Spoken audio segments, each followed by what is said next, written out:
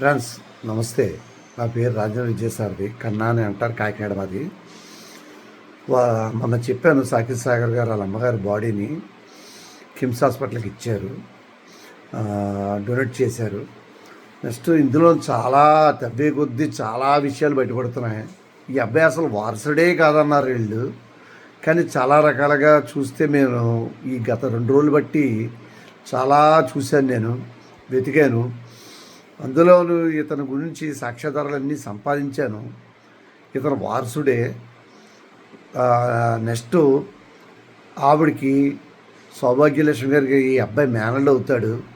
ఈ అబ్బాయి పుట్టుక తెలియదు, నువ్వు ఎవరికి పుట్టావు అని చెప్పేసి వీళ్ళ తాలూకోళ్ళు తిట్టడం, ఈ అబ్బాయిని తిట్టడం, కొట్టడం.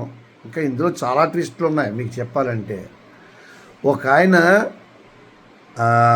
మీకు తెలిసే ఉంటుంది, చెప్తాను. 8 years బ్యాక్ చంద్రబాబు నాయుడు గారు అతను అరెస్ట్ చెప్పారు కూడా. ఓ ప్రముఖ రాజకీయ నాయకుడు వాళ్ళ అన్నయ్య గారు అబ్బాయి మాట. అతను నా గురించి చెప్తున్నాడు, కన్నా దగ్గరికి వెళ్ళకు, మొత్తం దుబ్బేస్తాడు, రెడ్లు మంచోళ్ళు కాదు, కన్నా మంచోడు కాదు అని. అప్పుల్లో ఐవి కృష్ణారావు గారు, చంద్రబాబు నాయుడు గారు కలిపి అతను అరెస్ట్ చేయమని అరెస్ట్ వారెంట్ ఇప్పించారు. అతను దాంకుంటే చాలా కాలం తర్వాత నేను అక్కడ ఎటువంటి సెటిల్మెంట్ చేయనని చెప్పి అతను హామీ ఇస్తే చంద్రబాబు నాయుడు గారు ఊరుకున్నారు.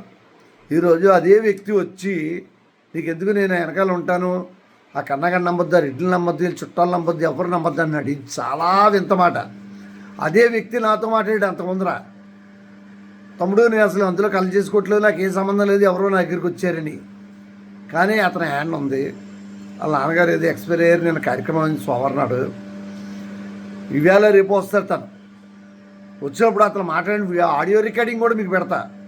అబ్బాయితో మాట్లాడిన ఆడియో రికార్డింగ్, నాతో మాట్లాడిన ఆడియో రికార్డింగ్ కూడా మీతో పెడతా. 2 నా దగ్గర ఉన్న సాక్ష్యాలు. అది కాకుండా ఈ అబ్బాయి వారసుడు, అది కూడా నేను నిరూపిస్తా. దయించి ఇది కొద్ది చంద్రబాబు నాయుడు, పవన్ కళ్యాణ్ గారి దాకా లేట్ చేయండి. ఎందుకంటే తెలుగుదేశం వాళ్ళే చేస్తాం, జనసేనలో పాపం వాళ్ళకి ఏ సంబంధం లేదు. తెలుగుదేశం వాళ్ళు కొంతమంది, ఈ కొండబాబు గారు ఎమ్మెల్యే గారు వాళ్ళకి ఏం తెలియదు ఇది పాపం, కానీ తెలుగుదేశం నాయకులు వచ్చి బెదిరిస్తున్నారు. అది మాత్రం వాస్తవం. దయించి చంద్రబాబు నాయుడు గారు, పవన్ కళ్యాణ్ దాకా చేరాలి, అబ్బాయికి న్యాయం జరగాలి. అక్కడ దాకా అయితే పోరాడతా. వీళ్ళు చంపుతారో, కొడతారో, నరుకుతారో తర్వాత చూసుకుంటా. నేను పోతే పెద్ద భయపడినవి, న్యాయం గెలిచింది అనుకుంటా. జై హింద్.